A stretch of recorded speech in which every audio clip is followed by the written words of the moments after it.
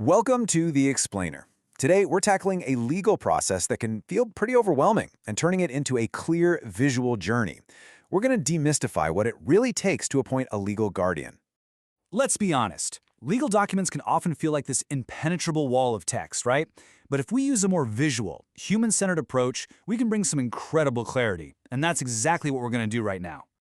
All right, so this is our roadmap for today. It lays out the 6 key stages for appointing a legal guardian in Germany.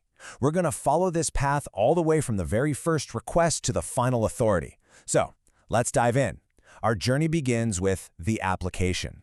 Every legal journey has to start somewhere, and for this one, it kicks off with a formal application to the guardianship court. Now, this can be started by the person who needs help themselves or by others, like family or social services who see that support is needed. You've got to understand, this is way more than just paperwork. This is the formal request that sets the entire legal process in motion. Once it's submitted, the court is actually obligated to investigate and figure out if support is genuinely required.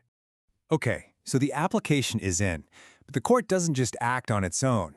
Now it begins a kind of fact-finding mission, and that starts with a really crucial social report. To get the whole picture, the court asks the local guardianship authority for a detailed report. This is designed to look beyond just the legal stuff and really understand the human side of the situation.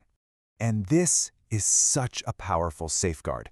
The law is really clear that this report has to cover everything about the person's life, look at other options, and this is the most important part. It must include the person's own perspective. So the crucial point here is the whole process is built around the individual, right from the start. So with that personal context established, the process now brings in the medical experts. The court now brings in an independent medical expert. Their job is pretty straightforward: provide a professional opinion on the person's health and figure out if a medical condition is affecting their ability to manage their own life. What this does is it gives the court the objective medical reasoning for why support might be needed. It makes sure that any decision is built on a really solid expert foundation. Okay, so we've got the social report, we've got the medical opinion. Now the process shifts to a direct and very personal interaction with the court. This part is absolutely pivotal. The judge is actually required to meet with the person personally. This hearing usually happens in their own environment, like their home, so the judge can get a direct, unfiltered impression and, most importantly, hear their wishes firsthand. And this, right here, just brilliantly illustrates the core philosophy of modern guardianship law: self-determination. The German Civil Code is designed to make sure a guardian's role isn't to decide for someone, but to support them in living their life according to their own wishes.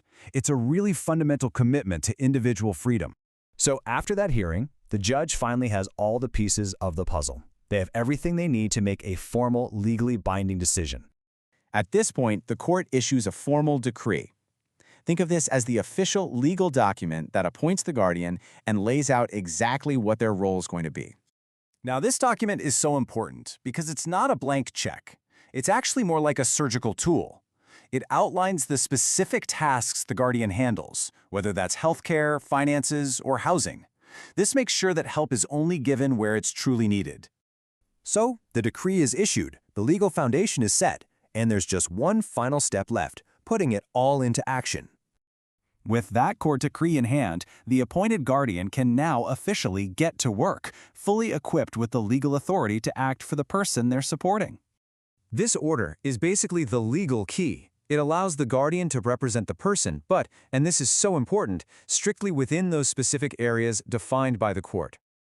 And to make this authority practical, they're given a special ID card, the Betreuerausweis. This is what they show to banks, doctors, or any authorities to prove, hey, I have the legal standing to act here. So when you look at this entire 6-step process, from that first social report all the way to the judge's personal hearing, it's really all structured to protect one thing: our own wishes. It kind of leaves us to think about how we can build systems that don't just provide care, but also protect our autonomy, making sure our own voice is always at the very center of the conversation.